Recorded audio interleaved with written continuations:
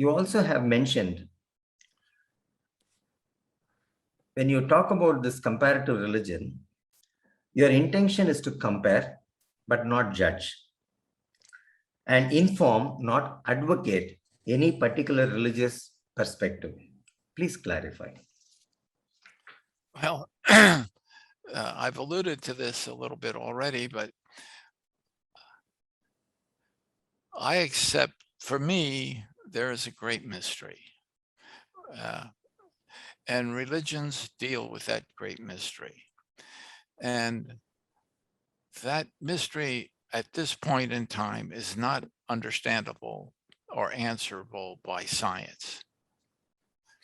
And it is also not answered 100% philosophically. Philosophers disagree. And religions postulate their beliefs in what the truth is. So I think the purpose of the book is to lay out all the different possible views of this great mystery and why it's important and our path to it and how it can make us better human beings and hopefully develop unconditional love, which is an aspiration that seems so remote given the condition of the world today. And to say this religion is better than that religion is, to me, the height of ignorance, because the reality is we don't know. And that's a fact. You can't even get a definition of God. We can give attributes to God if you want to believe in God as an entity, but nobody knows what the it is. And so I think the book can be a great contribution by being a guide and giving choice to people as which path to follow, and by making them aware of many different paths, perhaps making them more tolerant and helping develop the ability to love unconditionally and not to judge others. Thank you for that. Because the struggle sometimes I go through is when I'm reading Hindu philosophies or Indian ideas, then there is a slight tendency to go towards being proud about it. And sometimes it can come across as, oh, this is better than that.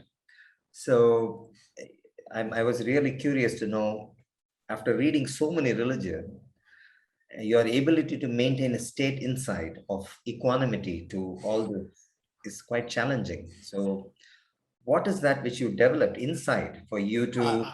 I'll give you something that helped me very much. Thank you. Think of all within Hinduism and all the other, there are different stages of development. It's not a question of who's better.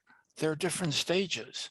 Let me use George Osawa's 7 judgments or levels of consciousness.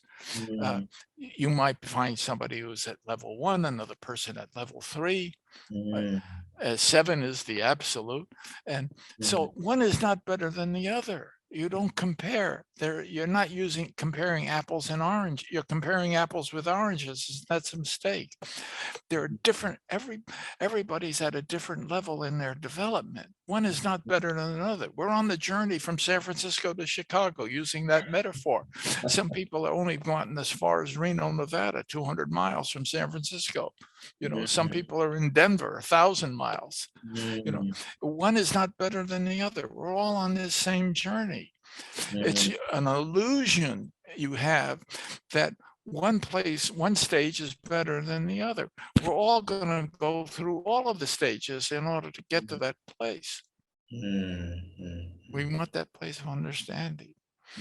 And that's why we don't declare this is the path of that. Here are the paths. Where are you? Find the one that you respond to with your mind and heart.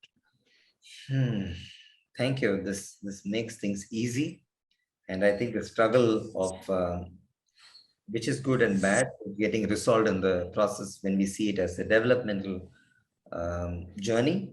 And thanks for giving that perspective. Right. When the word good and bad comes up in religion, be careful.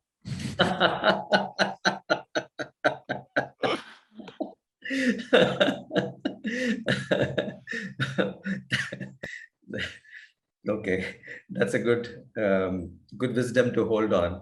When the good and bad comes, be careful. Thank you.